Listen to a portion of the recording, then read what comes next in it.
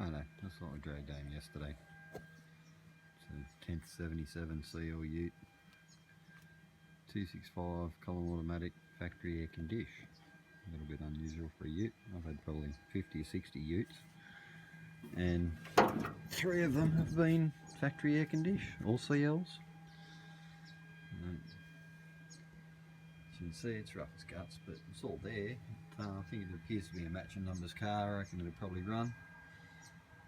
Being a later one, so it's got seam control arms, etc, etc in it. 3-core radiator's gone, but the radiator in it appears to be okay. Like I said, I reckon the old girl will be a runner. The factory air conditioned car makes it pretty cool, some good bits on it. So let's go around and have a look at the plate and check the options out. Some of the aircon, tonneau cover and protection package. That's 45, I don't know. But anyway, there it is. And like I said, it's all there, it's just rough as guts. There's the plate. So yeah, she's nudged a couple of kangaroos or cows or something in this time, I'd reckon, looking at that. Running looks a little bit rough, as does the rest of it. Some of the rust in the visor, custom light, looks like a bumper light out of a Toyota or something like that. Visors rooted, you gotta love the roof rack. I think that's the station wagon one that's been shortened. Very different. Anyway, the old tonneau's still there, even if rotted away to nothing. It's still there. So a little bit of rust there that's had a bit of fiberglass work done at some stage. So, very stylish, long hair.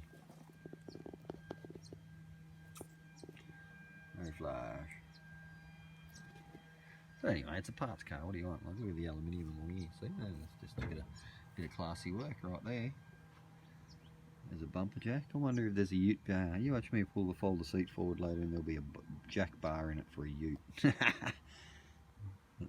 Anyway, so what else is in there? What else is in there? So the jack's there. And the base is there.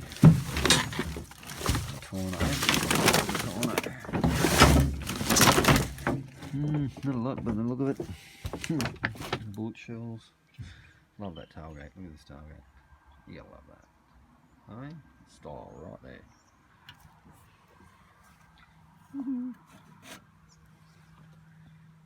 Yeah, check this out. That's a bit of class, isn't it? Haven't got the tonneau hooks on it. No, that's pure class right there.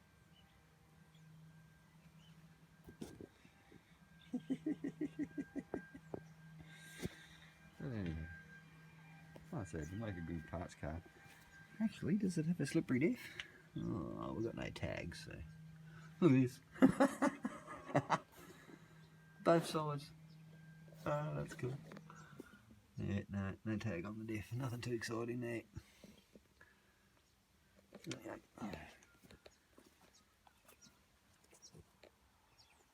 Some bog work and a quick lick at some stage looking at it.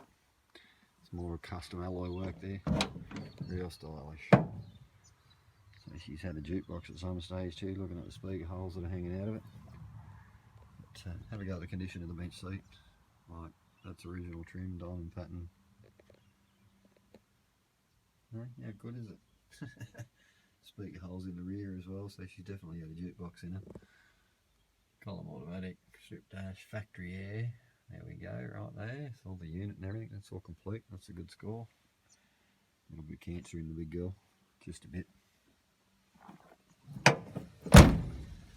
And again, I'm just loving on that roof rack. Just loving on the roof rack. Yeah, dear.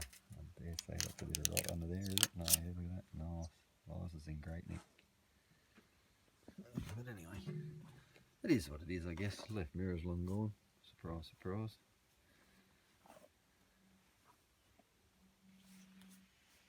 That's about it.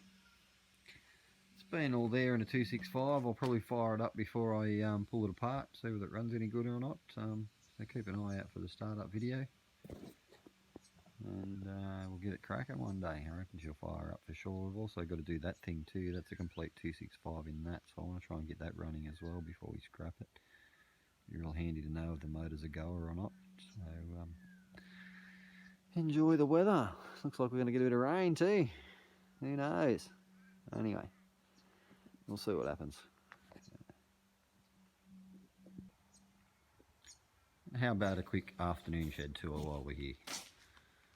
So straight off the bat, we've got Coles VJ. I've already done a heap of work on this thing. It's all new suspension, everything in it. It's only here for rust repairs and a couple of other things to make it roadworthy, and then we're going to clean the body right up later in the year when the weather gets better and give her a lick of paint maybe.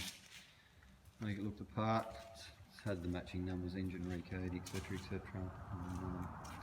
Heap new bits and new white walls with some powder coated rims. And it's a great old car. We should have it out of here, I don't know, end of the week, something like that. I'll get my finger out and have a crack. It's a really good thing. I like that car. It's one of my faves.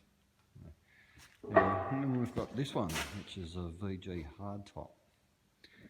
A mate of mine picked this one up a while back, and he was going to sell it and going to do this and going to do that. I said, just get on the road and drive it.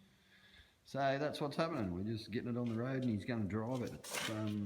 It's chopped the full chassis rail out of it so far, and I've started reconstructing it, as you can see under there. We should have it done. Yeah, again, at the end of the week we should have the rail done, and we'll see how we go and how much more work we've got to do to it to get it out the door. But I can see it spending a little bit of time here as well. It's a pretty cool thing. It's a white car, red interior, you know, nothing flash, just a it's actually getting a 265 and 4-speed before it goes back on the road, but it was just a 245 automatic car. And then we've got this cool little ute. I picked this up out the road here a while back, and then a mate bought it off me and said, how about you get it roadworthy for me? So I said, oh, well, sweet as, I'll get it roadworthy for you. So it's going to be okay, so as I was saying before the missus rang me, it's going to be a patina build car. It's a 245, 3-speed manual. It appears to be a matching numbers car. I don't think it's ever been played with. It's quite a cool old thing. It needs a bit of rust work and a couple other bits and pieces, like a new frame and some brakes and that sort of thing in it. But it's pretty much going to stay looking as it is. Nothing too flash, you know, just nice, cool old cruiser. And we've had it running and took it for a little drive. It does run okay. The motor seems alright. Gearbox seems alright in it. That's another one. We scored a sun visor for it, and a few other bits and pieces, you know. The visor for it. You've got a Speco shift and Dodge gear, you know, no dash pad or anything like that. We've got a set of bucket seats for it. The left hand happens to be a charger, so it'll tilt forward for the spare wheel to go in, which is great. We ended up with another door, but I'm not quite sure whether it'll go on or not yet. We might just push this one out straight and see what happens. Some trims and hubcaps and whatnot. Put a new set of white walls on it, with some trims and some caps. I think that'll look alright. Not too bad. We'll get it cracking. She's another cool old machine. And we've got the Cobar VG. Well, it's since had a new set of tyres. I got a new ignition switch for it the other day. I haven't done a lot with it. It will probably be for sale pretty soon because I'm now a truck owner, so I can't keep them all. But it's a cool thing. Like I said, I put some new rubber on it. It's got 205s on the rear, 195s on the front. Brand newies all round. Plus, you know, I sort of ordered a new ignition switch for it, so it'll start and drive from the key and everything like that by the time I'm done. It's a great car as well. And then under here we have this old beauty. It's a crystal turquoise seal wagon, 318, air condition, power steer, T-bar auto.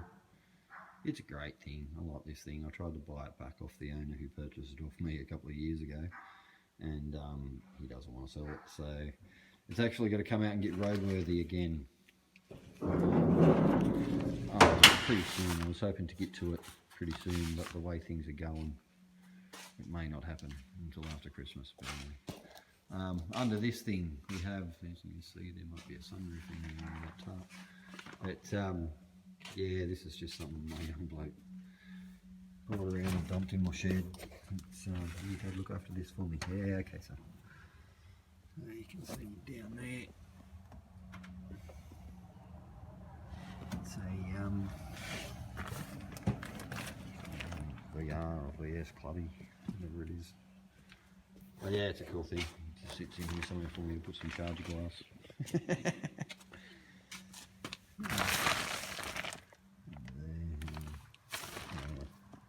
I said we won't talk about that. It's my young blokes. You can worry about it. And then back up this end of the paddock, there's bits of cars laying everywhere. So under there we've got the Charger. We pulled the head off. It's engine's still down at the builders now, so that's what's under there. That pretty big girl. And, like I said, the engine's down at the builders. Like any engine builder, they're never in a hurry, so we'll wait to get that back when it's done. I've got to pretty it all up. It can go back in. I've got some bits over here that we've already done for it. There's some wrinkle finish rocker cover there, and the air cleaner. We've done with the new decal and everything like that. There's a holly under there on a cane 4-barrel manifold. There's a wrinkle finish side plate there. There's some extractors there, lukey extractors that have been sandblasted and heat coated. That's all ready to bolt back onto that big girl once we get the engine back. And then under here we've got the Canary. Everybody knows the Canary. It's she's pretty famous by now. And that's what's hiding under there. We've got to get it out and actually have a big push on it later in the year here if we're going to get it done the way we plan to get it done.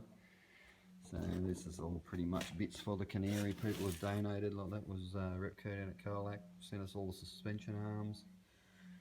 There's you know, Andrew up in Queensland, the rear glass for it.